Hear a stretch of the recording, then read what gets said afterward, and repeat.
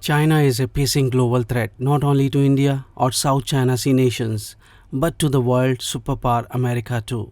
Secretary of Defense Lloyd J. Austin issued an internal directive on June 9th to laser focus Department of Defense efforts to address China as the nation's number one pacing challenge. Meanwhile, US Senate also approved a bipartisan $250 billion bill boosting government's spending on technology, research and development amid rising competition from China and other nations. The bill passed 68 to 32 votes. Secretary Austin accepted recommendations from the China task force he established in February. The document is classified. The initiative I am putting forward today are nested inside the larger US government approach to China and will help inform the development of the national defense strategy we are working on, Austin said in a written statement on the directive. The secretary thanked the task force members and said it is time to move out to ensure that DoD efforts match the challenges. Senior DoD officials speaking on background said the directive will bring greater focus and unity of efforts to address challenges posed by China. The initiative called on the department to invest in America's unparalleled network of allies and partners.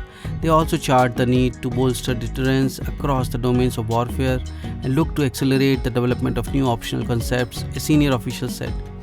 The initiatives are intended to streamline and strengthen cooperation with US allies and partners, particularly in the Indo-Pacific, he said.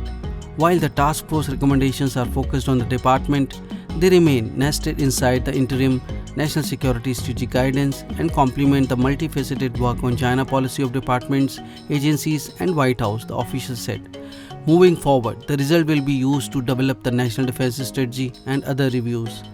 The national directive is written with clearly stated objectives and deadlines for the implementation and mechanism for oversight and accountability. To the extent possible, we designed these efforts to run through the lifeblood of the department, leveraging existing institutions and only recommending new processes where necessary, the official said. The directive is classified, but the official could share one example of the scope of effort. To ensure that the department has the people that we need to compete effectively, the Secretary has tasked the Undersecretary of Defense for Personnel and Readiness with updating professional military education and civilian professional development to align the development with the prioritization of China, he said. The Secretary will also accelerate the joint warfighting concept through the experimentation and prototyping phases, he said. The most noticeable effort for service members will probably be in outreach to allies and partners. Military to military relationships are part of the outreach and there will be more exercises with allies and partners. The work of the task force is completed and it will now stand down.